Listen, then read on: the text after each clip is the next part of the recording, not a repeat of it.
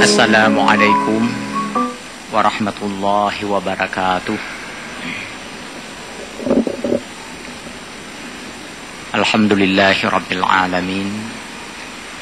Nahmaduhu wa nasta'inuhu wa nastaghfiruhu wa nastahdih. Asyhadu an la ilaha illallah wahdahu la syarikalah. Arsala rasulahu bil huda wa dinil haqq liyudhhirahu 'ala dini kullihi wa kafa billahi syahida.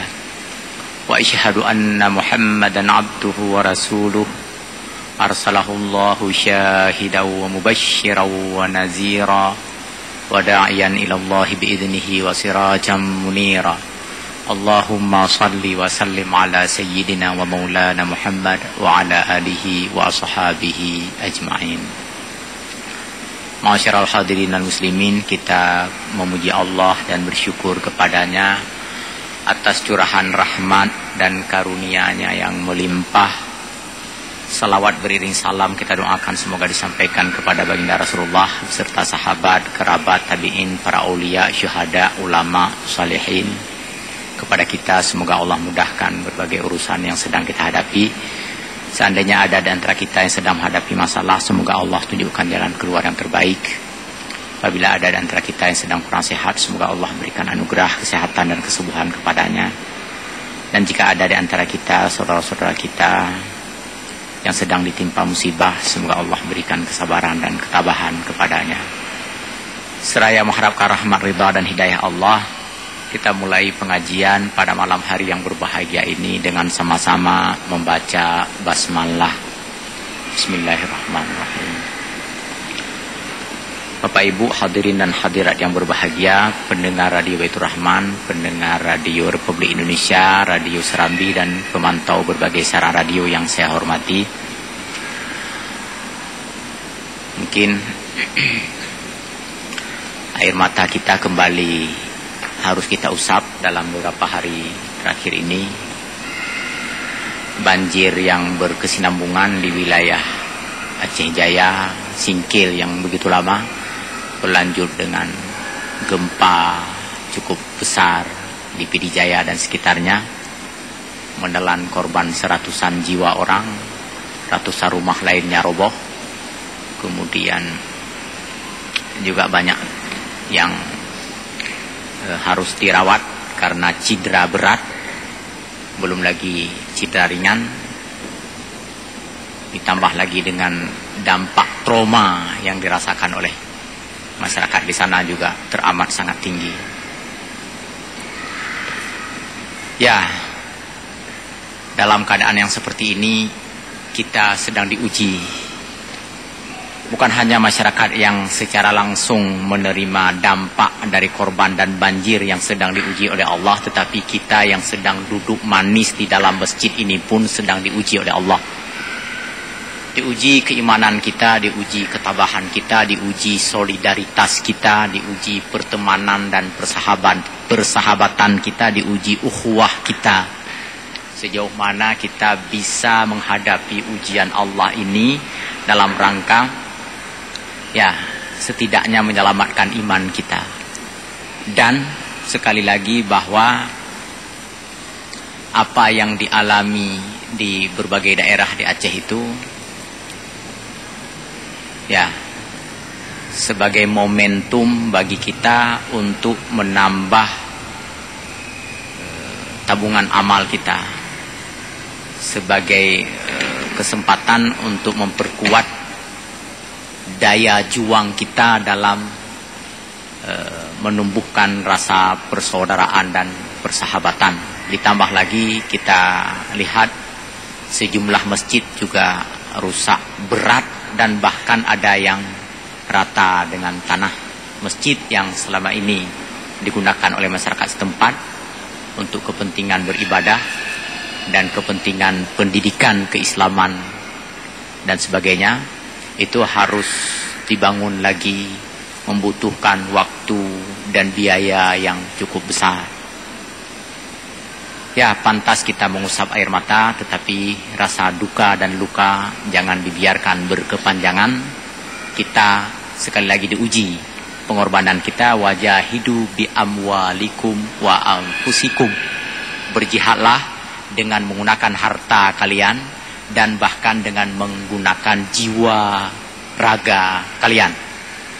Ada saat-saat tertentu kita belum dituntut untuk mengorbankan nyawa dan jiwa kita, tetapi kita dituntut untuk mengorbankan sebahagian harta yang kita miliki. Ya, kalau ratusan rumah diterpa ratusan rumah yang roboh, seandainya kita semua mencicil uang untuk membangunnya, saya yakin dalam waktu yang cukup singkat rumah itu akan bisa dibangun kembali. Sekali lagi, ini ujian iman kita. Iman itu adalah pembenaran terhadap apa yang kita ikrarkan. Pembenaran dalam bahasa agamanya adalah tasdiq, berasal dari kata sidqun, sadaqah. Dari ungkapan ini pula diambil istilah sadaqah. Sadaqah, ibu bapak yang berbahagia, dalam satu penjelasan dari Ibnu Arabi saya baca, sadaqah itu adalah sebagai alat untuk menunjukkan kebenaran apa yang kita ucapkan. Sedekah adalah alat untuk mengukur apakah yang kita ucapkan itu benar apa tidak. Yang kita ucapkan adalah bahwa kita ini orang mukmin, bahwa kita pemuja Allah, bahwa kita penghamba Allah, bahwa kita penguat persaudaraan dan ukhuwah sesama orang-orang beriman. Itu kita ucapkan, itu kita dengungkan, itu kita lafalkan. Pertanyaan selanjutnya, apakah lafal-lafal itu mampu kita benarkan, mampu kita buktikan melalui sedekah? Sedekah adalah pembenaran. Sedekah adalah petunjuk bahwa, atau isyarat bahwa apa yang kita lafalkan dan apa yang kita tekatkan di dalam hati itu adalah benar, adalah terbukti. Ya, sekali lagi ujian bagi keimanan kita. Banyak pihak yang menggaung-gaungkan mewacanakan akan memberikan bantuan untuk masjid, untuk pesantren, untuk membangun rumah-rumah teman, sahabat dan kerabat kita itu. Banyak pihak. Ya, mereka juga memiliki kemauan yang keras, memiliki tekad yang juga tinggi, dan bahkan mereka berasal dari kaum non-muslim. Ya, kita nggak mau memperdebatkan apakah boleh menerima bantuan dari non-muslim apa tidak boleh. Tapi bukan itu yang terpenting. Yang terpenting sekarang adalah apakah kesempatan ini kita berikan untuk mereka apa tidak. Itu aja pertanyaannya. Kalau kita memberikan kesempatan itu untuk mereka, maka mereka segera merebutnya dan memanfaatkannya. Dan ini adalah momentum emas bagi mereka. Tetapi kalau kita sekali lagi menyicil yuran, patungan, bacut apa? Bebena. Di kampus potong gaji 1,5% katanya. Semua, mulai dari golongan 1 sampai golongan berapa, ada golongan tertinggi, golongan 10 ada, golongan pet. Kau gaji kos 1,5% nih. Rayuk gaji rayuk kau, ubut gaji ubut kau. Maka gaji begok rayuk gaji. Bah ubut kau. Maksudnya adalah ini bagian dari bentuk penggiringan kita untuk merasakan solidaritas itu. Dan saya yakin angka 1,5 itu teramat sangat kecil dibandingkan dengan kebutuhan di lapangan. Maka dibutuhkan kepada kita, kepada semua pihak, untuk mengulurkan tangan untuk mau berbagi. Baik kaya, kalau nanti kaya tanya, ibu bapak jangan pernah beranggapan bahwa saya sekarang masih rumah sewa, saya sekarang belum jadi pegawai. Belum tentu jadi. Jangan ditunggu jadi pegawai dulu baru mau sedekah. Saya belum punya rumah, belum tentu punya. Saya belum punya mobil juga, belum tentu punya. Maka sebelum punya mobil, sedekah terus. Untuk membuktikan bahwa iman kita itu benar.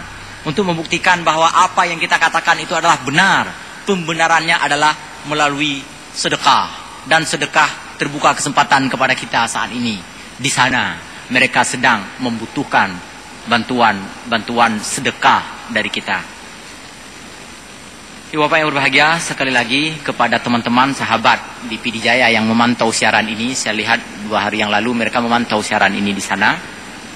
Ya, usaplah air mata dan jangan terlalu lama berduka. Tetaplah bahwa masa depan akan lebih cerah atas dasar solidaritas, kebersamaan, dan ukhuwah. Kita dipersatukan oleh agama yang kita anut. Kita dipersatukan oleh keyakinan yang kita jaga dan kita pelihara.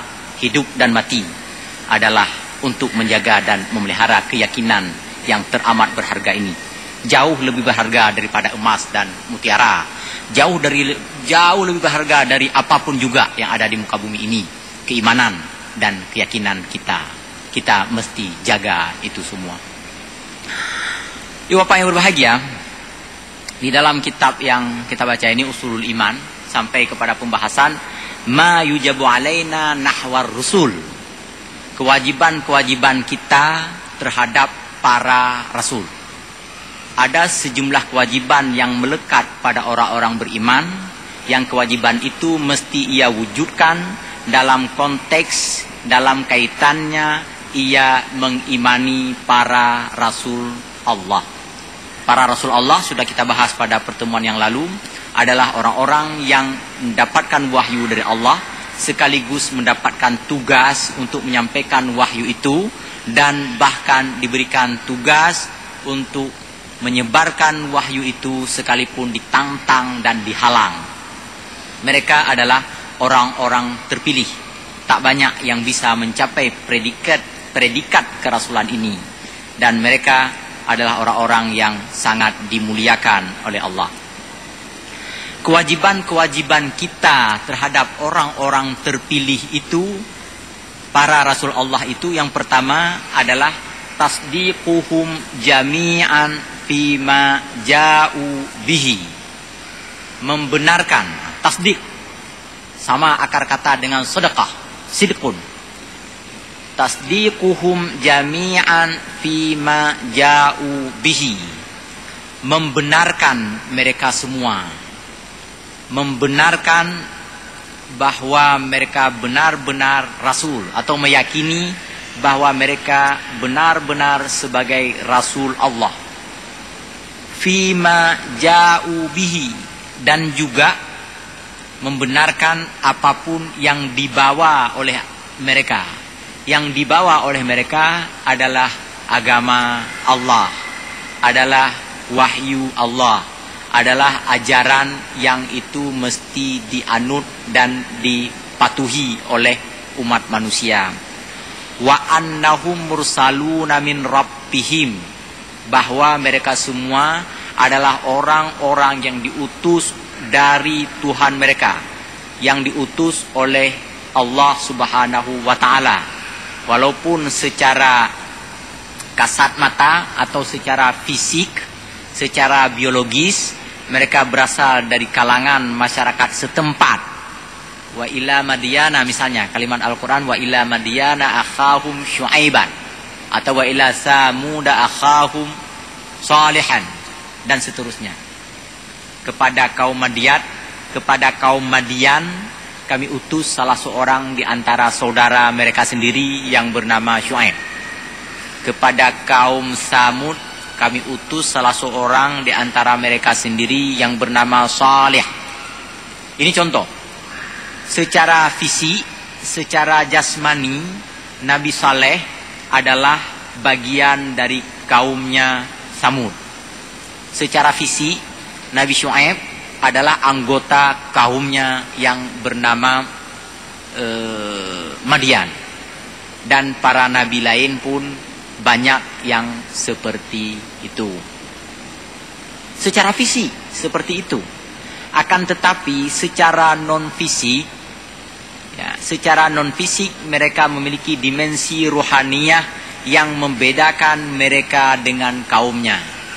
Dimensi rohaniyah ini adalah ada yang diisi oleh Allah berupa petunjuk dan bimbingannya. Kama arsalna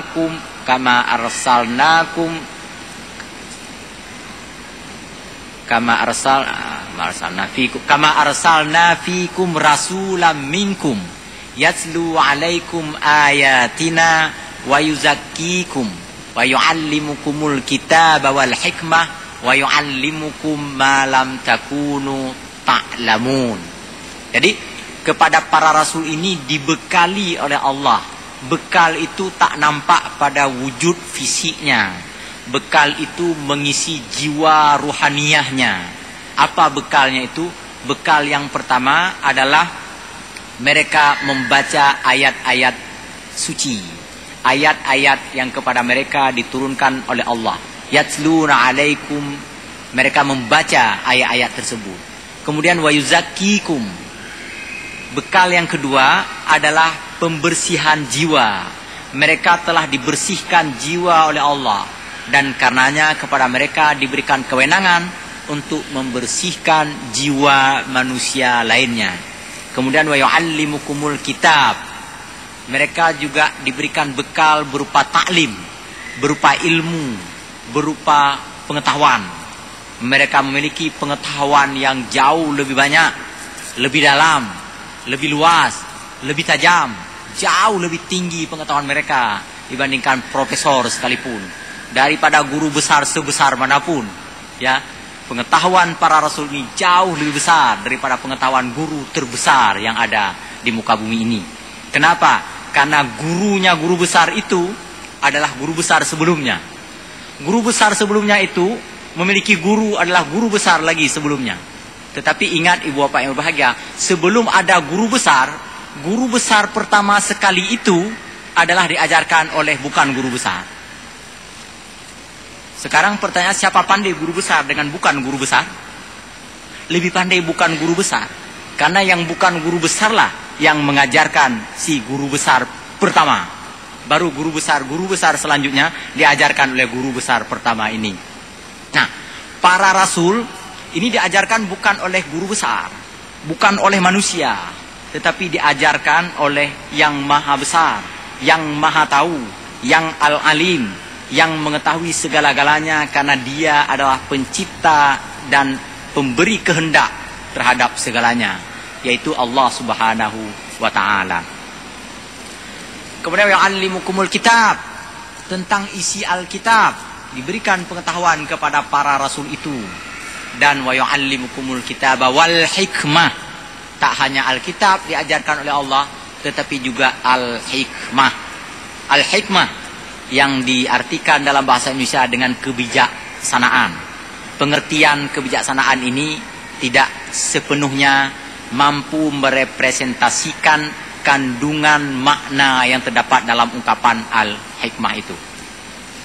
Al-hikmah memang benar artinya kebijaksanaan, tetapi kebijaksanaan saja itu tak cukup untuk mengartikan al-hikmah. Ada hal lain yang terdapat dalam al-hikmah itu yang tak dapat kita ungkapkan dengan kata-kata dalam bahasa kita. Kita ambil contoh. Satu di antara contoh adalah penjelasan Ibnu Miskaweh. Pembahasan Ibnu Miskaweh tentang al-hikmah. Al-hikmah, kata beliau, adalah perpaduan antara puncak ketinggian jiwa manusia pada tiga daya terbesar. Mulai dari daya ghadaiyah, daya perut, kemudian daya ghadabiyah, dada, dan akliyah, daya fikir. Daya perut mendorong seseorang untuk berkreasi. Karena tuntutan perutnya lah orang membuat rumah bermacam ragam. Orang melahirkan karya yang beraneka. Orang membuat bermacam cara untuk hidup ini karena perut. Mulai dari memperoleh jabatan, melaksanakan kegiatan perdagangan, berkarir, berpolitik dan sebagainya. Itu semua adalah karena ada dorongan ghadaiyah yang berpusat dari perut manusia. Perut manusia itu mendorong manusia untuk menjadi maju dan jaya, untuk menjadi sukses dan hebat. Karena dorongan dari perutlah manusia bisa mencapai kemajuan dan kegemilangan. Ketika tak mampu mengendalikan tuntutan perut, jadilah manusia menjadi rakus alias tamak. Apapun ia ingin peroleh, apapun ia ingin kuasai. Ketika memperoleh satu jabatan, maka dia mendambakan dan memimpikan jabatan yang lebih tinggi di atasnya. Setelah yang lebih tinggi itu dapat, dia terus ingin yang lebih tinggi lagi. Ketika yang lebih tinggi lagi dapat, maka dia tetap mendambakan dan memimpikan yang semakin tinggi dan tak ada habis-habisnya. Kalau seorang prajurit atau seorang seorang tentara ingin menjadi menteri, yang menteri ingin jadi raja, yang sudah jadi raja ingin jadi raja selamanya, dan yang sudah menjadi raja selamanya bahkan ada yang ingin menjadi Tuhan untuk menjadi raja bagi seluruh isi alam. Bukankah kita membaca ayat-ayat Al-Quran tentang Fir'aun, tentang Namrus, dan tentang beberapa orang lain yang ingin menguasai segala-galanya? Itu semua adalah dorongan perut. Dia bukan mengabdi, dia bukan berbuat untuk orang banyak, tetapi sesungguhnya dia adalah sedang meniti karir untuk mencapai puncak karirnya. Kapan ia berhenti untuk meniti karir itu? Ketika tubuhnya dan mulutnya dititi oleh tanah. Ketika dia hatta zurtumul maqabir, kata Allah, alhaakumut takasur hatta zurtumul maqabir. Keinginan tak pernah berhenti kecuali sudah masuk ke dalam kubur, baru di sana kita menghentikan keinginan-keinginan kita. Ini semua dorongan dari perut, daya al-quwwah al-ghadaiyah namanya. Ibu bapak yang berbahagia, ketika seseorang memiliki keinginan-keinginan besar di satu sisi, dan ada orang lain yang tak memiliki keinginan sedikit pun, nggak mau apapun, bahkan nggak mau bekerja, nggak mau memaksimalkan diri, puyana kasih maka yang seperti ini, yang seperti model kedua ini adalah berlawanan dari model pertama tadi.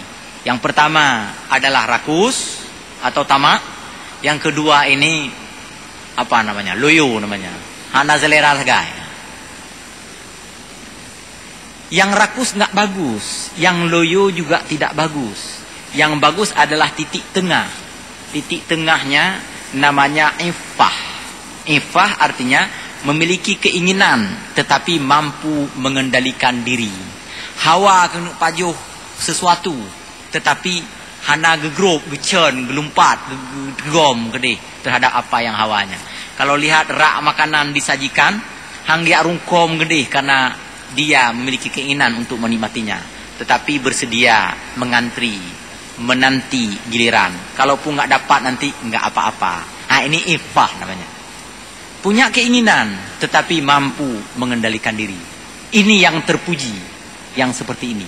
Ini sifat terpuji pertama yang ada pada manusia sebagai prasyarat untuk memperoleh hikmah. Yang kedua adalah kekuatan atau al-quwwah al-ghadabiyah yang berpusat di dada. Di sini muncul 3 model kemauan dan keinginan. Model pertama itu namanya nekat. Nekat adalah tak takut apapun. Nekat adalah berani menghadapi apapun. Kada hanak bude naik ke getajo je kenan. Ini nekat namanya. Nekat ini ternyata tidak bagus karena dapat menimbulkan bahaya dan kemudaratan bagi dia sendiri maupun bagi orang-orang yang terdekat dengan dia. Ada beberapa orang misalnya orang Islam nekat di belahan bumi yang lain. Gara-gara dia nekat entah membunuh orang non-muslim misalnya, membuat kita kesulitan pada saat melakukan perjalanan ke negeri-negeri tersebut. Nawak Aceh maksudnya nekat di tempat orang, dia mampa jadi urang misalnya. Tengok-tengok Aceh lain jerah ada gara-gara dia yang nekat satu orang. Tahun-tahun 98 99. Nah, tahun-tahun 98 99 itu kalau kita pergi ke Malaysia, orang Aceh ini susah sekali diperiksa macam-macam.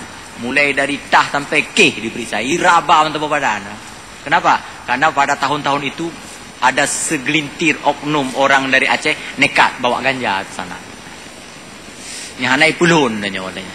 Ini contoh saja. Contoh nekat itu ternyata tidak bagus. Lawan dari nekat yang juga tidak bagus namanya pengecut. Pengecut itu nggak berani apapun. Ini tidak bagus. Nekat juga tidak bagus. Yang bagus adalah yang tengah-tengah. Yang tengah itu namanya adalah berani atau syaja'ah. Syaja'ah adalah sifat terpuji, dan syaja'ah merupakan prasyarat kedua untuk memperoleh hikmah. Syaja'ah berpusat di dada. Yang ketiga, kuwah yang ketiga yang ada pada manusia itu adalah kuwah al-aqilah atau al-aqliyah, berpusat di kepala. Di sini ada 3 model kekuatan. Yang pertama namanya ngawur, sok tahu. Segala-galanya seakan-akan dia yang paling pintar. Yang gejak tangani korban gempa, yang cerita opah jai. Urang di tenda itu sudah muak mendengarnya. Kagak gerhem 12 gawe amat cerita. Ini kita bangun rumah tahan gempa, ini kita bikin rumah bertingkat macam ngepegah. Tikulah maksudnya dia enggak pernah sekolah tentang kegempaan. Dia sekolah entah apa misalnya ya. Nah, orang-orang sudah kesal, orang-orang sudah enggak mau dengar lagi, orang-orang sudah muak, dia masih belum berhenti ngomong. Sampai-sampai kita pernah mendengar ucapan pujangga, katanya, tutuplah mulutmu sebelum orang menutup kuping mereka. Gitu kan. Jadi bagah-bagah tup jabah, tiga lom pinyung go itup lagi ngomong. Tu dia lagi nyom mandu ibu jaro. Nyan. Baru kita merasakan seakan-akan tak berguna. Ini namanya ini namanya ngawur. Kalau udah kegempa, benekan maksudnya. Ini namanya ngawur. Ngawur itu sok tahu. Segala-galanya seakan-akan dia yang paling mengetahui. Dan yang kedua, lawan daripada ngawur itu namanya bodoh. Tidak tahu apa-apa. Kalau ngawur seakan-akan tahu segalanya, maka yang ini, yang model kedua ini nggak tahu apa-apa. Ini bodoh namanya. Ngawur nggak bagus, bodoh pun nggak bagus. Umpamanya sekarang ada tamu, entah tiba-tiba datang tamu dari luar daerah atau dari luar negeri, tanya sama kita, Pidi Jaya nyampat, ide to Aceh Jaya, kita jawab. Nyan rodo kem. Nah, ini nggak tahu apa-apa. Barusan gempa di Pidi Jaya, miak bi bantuan. Pak Pidi Jaya, unjak ajurot deh. Du Aceh Jaya, unumpak Pidi Jaya. Ini nggak bagus ya. Ngawur nggak bagus, bodoh juga tidak bagus. Yang bagus adalah pintar namanya.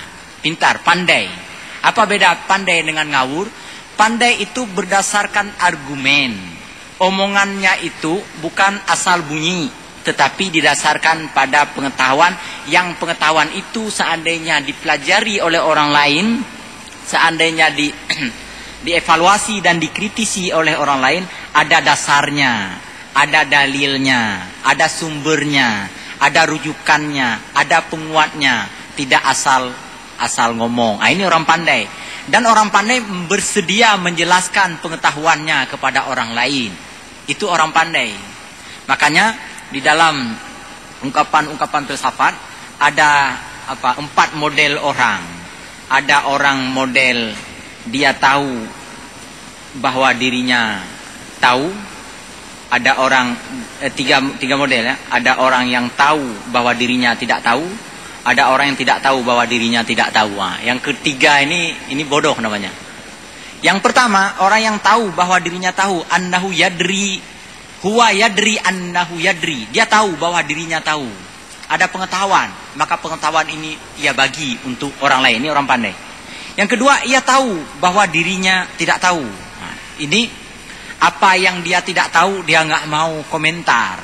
Walaupun orang update Facebook tiap hari, orang kirim WA tiap hari, dia nggak mau. Kecuali yang berkenaan dengan pengetahuan dia. Atau yang ada sesuai dengan bidangnya, baru dia mau komentar. Dia nggak mau komentar, siapa calon gubernur ke depan yang paling cocok kita pilih, nggak mau dia komentar. Karena itu bukan wilayah untuk dikomentari. Itu wilayah untuk disikapi. Tuh yang galak pilih laju. Gitu.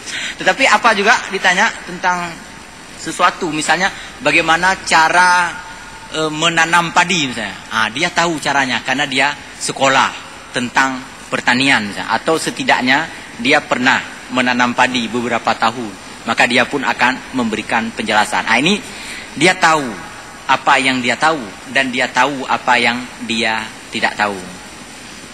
Oh ya, kemudian ada yang ketiga, model orang yang tidak tahu tentang apa yang dia tahu. Huwa la yadri annahu yadri. Dia tidak tahu bahwa dia berpengetahuan. Sengap mengkap lagi tak pelum panyon. Ilmelu, hotel tanya orang tipu-pu, ngesengap dro. Hang dijuk jawab. Kenapa enggak berani jawab? Takut tersinggung orang lain.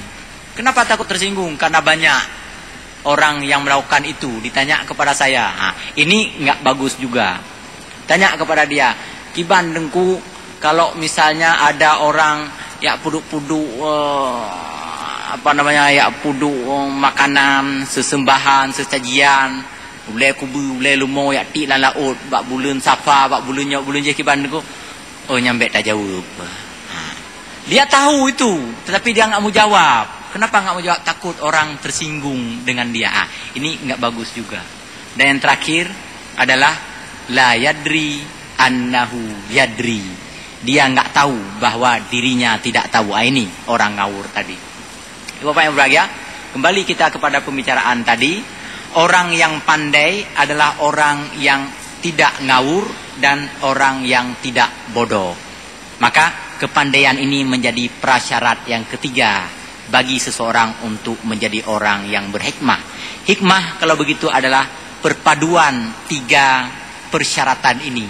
Syarat pertama adalah berkemauan tetapi mampu mengendalikan diri. Syarat yang kedua, berani tetapi tidak nekat. Syarat yang ketiga, pandai tetapi bukan ngawur. Inilah hikmah. Hikmah adalah bekal yang diberikan oleh Allah kepada para rasul. Para rasul semuanya adalah orang-orang yang berhikmah, orang-orang yang memiliki al-hikmah ini. Mereka adalah orang yang mampu mengendalikan diri tetapi mereka memiliki kemauan. Mereka adalah orang-orang yang berani tetapi tidak nekat. Dan mereka adalah orang-orang yang pandai dan tidak ngawur. Hikmah ini diberikan kepada para rasul dan rasul itu mengajarkan kepada umatnya. Rasulullah Muhammad SAW mengajarkan kepada kita banyak pelajaran-pelajaran tentang hikmah itu. Maka kita pun memperoleh pengetahuan hikmah ini lalu kita praktekkan di dalam kehidupan. Inilah rasul, orang-orang yang terpilih. Karenanya kita membenarkan mereka dan kita meyakini bahwa dalam dimensi rohaniyah mereka terdapat al-hikmah. Secara fisik boleh jadi biasa-biasa saja. Ini pula yang diabadikan oleh Allah, diperintahkan kepada Nabi Muhammad untuk membuat pernyataan ini. Qul innama ana basyarum mislukum yuha ilayya annama ilahukum ilahu wahid, dan seterusnya. Katakan wahai Muhammad, aku ini engkau, maksudnya katakan wahai Muhammad, sesungguhnya diri Muhammad itu sama seperti manusia-manusia yang lain. Artinya memiliki tubuh, jasad, memiliki gapah, urat dan darah, memiliki daging dan tulang, memiliki kemauan dan keinginan secara manusiawi. Tetapi yang membedakan Muhammad dengan orang-orang lain, yang membedakan beliau dengan orang-orang lain, Muhammad adalah Rasulullah SAW. Beliau adalah Rasul Allah, sedangkan orang lain bukan sebagai Rasul Allah. Maka para Rasul itu pun dimuliakan oleh manusia, oleh umatnya, karena dalam dirinya terdapat sesuatu yang tak ada pada orang-orang yang lain.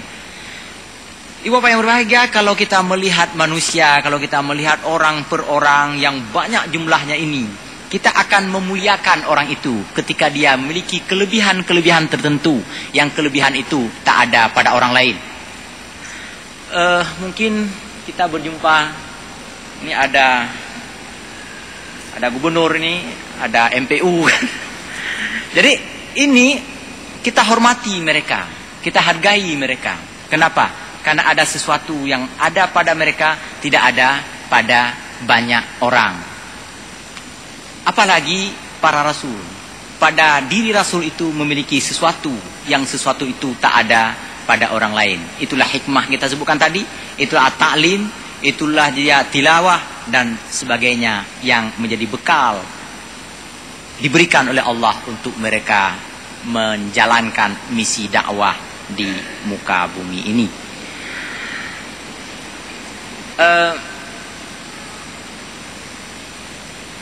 Allah Subhanahu wa taala berfirman, "Wa ma arsalna min rasulin illa liyuta'a biidznillah."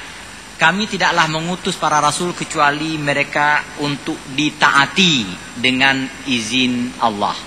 Wa ati'ullah wa ati'ur rasul wahdaru fa in tawallaitum fa'lamu annama 'ala rasulinal balaghul mubin. Surah Al-Maidah ayat 92. Taatilah kalian kepada Allah, taatilah pula kepada Rasul Allah, dan berhati-hatilah kalian dalam hal menjaga nama baik mereka. Fa in tawallaitum, seandainya kalian berpaling, fa'lamu annama 'ala rasulinal balaghul mubin. Seandainya kalian berpaling dari ajaran yang dibawa oleh rasul itu, maka ketahuilah bahwa tugas mereka hanya menyampaikan, bukan memaksa kalian dan bukan menjamin kalian untuk menjadi orang-orang yang baik, orang-orang yang beriman. Tugas rasul ini nanti dijalankan secara berkesinambungan oleh murid-muridnya, para sahabat rasul, para tabi'in, para ulama, hingga seterusnya ke masa kita sekarang. Dan sekali lagi, jangankan para ulama, para rasul pun tak bisa menjamin orang untuk beriman, untuk saleh. Tidak, sama sekali tidak. Apalagi para ulama yang ada di tengah kita sama sekali tidak mampu menjamin orang-orang yang ada di sekitarnya itu untuk menjadi orang-orang yang taat, orang-orang yang beriman. Mereka hanya al-balaghul mubin. Mereka hanya penyampai kebenaran, bukan penjamin agar kebenaran itu diterima oleh masyarakatnya. Bapak Ibu yang berbahagia, innalladzina yakfuruna billahi wa rusulihi wa yuriduna ay yufarriqu bainallahi wa rusulihi wa yaquluna nu'minu bi ba'din wa nakfuru bi ba'd wa yuriduna ay yattakhidhu baina dzalika sabila ulaika humul kafiruna haqqan. Ini sudah pernah kita jelaskan pada pertemuan sebelumnya, surah An-Nisa ayat 150 dan 151. Sesungguhnya orang-orang yang mengingkari Allah dan mengingkari rasul-rasulnya, lalu mereka menginginkan untuk memisahkan antara perintah Allah dengan perintah Rasulnya. Lalu mereka mengatakan, kami beriman dengan apa yang dibawa, sebahagian yang dibawa oleh Rasul, dan kami tinggalkan sisanya lagi. Mereka mengingkari sebahagian dan mengimani sebahagian. Lalu mereka memproklamirkan diri mengambil jalan tengah. Ajaran yang dibawa oleh Rasul dianggap ada bagian-bagian yang menguntungkan, maka mereka ambil bagian yang menguntungkan itu.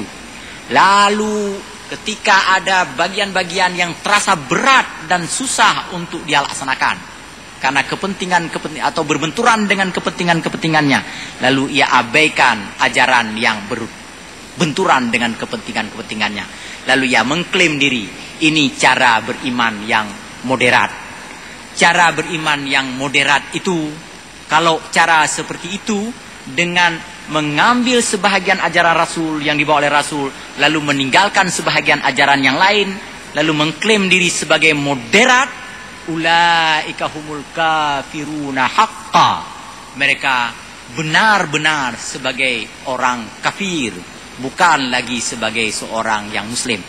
Itu yang banyak terjadi sekarang. Kalau berbicara tentang aturan-aturan, tentang hukum, tentang perundang-undangan, tentang jinayah, tentang akidah, mulai kita terbawa kepada keraguan-raguan.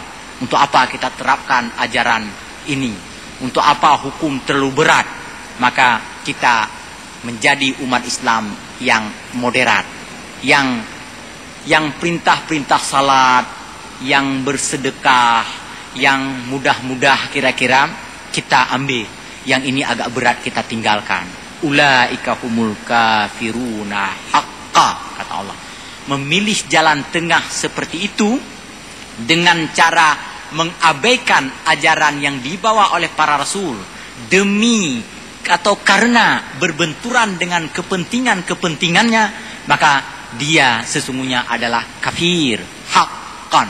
Kafir haqqan, benar-benar sebagai kafir. Kenapa? Karena dia mengingkari sebahagian ajaran yang dibawa oleh para rasul Allah Subhanahu wa taala. Bapak, ibu-ibu, hadirin dan hadirat yang dirahmati Allah, sebentar lagi nanti di masjid ini akan diadakan peringatan hari kelahiran Nabi Muhammad sallallahu alaihi wasallam. Mudah-mudahan kita bisa mengikuti kegiatan ini hingga akhir. Tetapi saya mohon izin karena saya bawa keluarga dan anak-anak tadi yang sedang kurang sehat, saya titipkan di tempat family di tidak jauh dari sini. Anak saya yang kecil sedang kurang sehat, jadi saya harus mengantar anak dulu ke rumah. Ibu bapak yang sudah berada dalam masjid ini, semoga tidak lagi keluar. Sebentar lagi sesudah salat isya akan dilaksanakan peringatan hari kelahiran Nabi Muhammad sallallahu alaihi wasallam. Demikian pengajian kita malam ini. Sampai jumpa pada pertemuan mendatang. Lebih dan kurang saya mohon maaf. Kepada Allah sama-sama kita mohon ampun. Subhanakallahumma bihamdika asyhadu an la ilaha illa anta astaghfiruka wa atubu ilaik. Wassalamualaikum warahmatullahi wabarakatuh.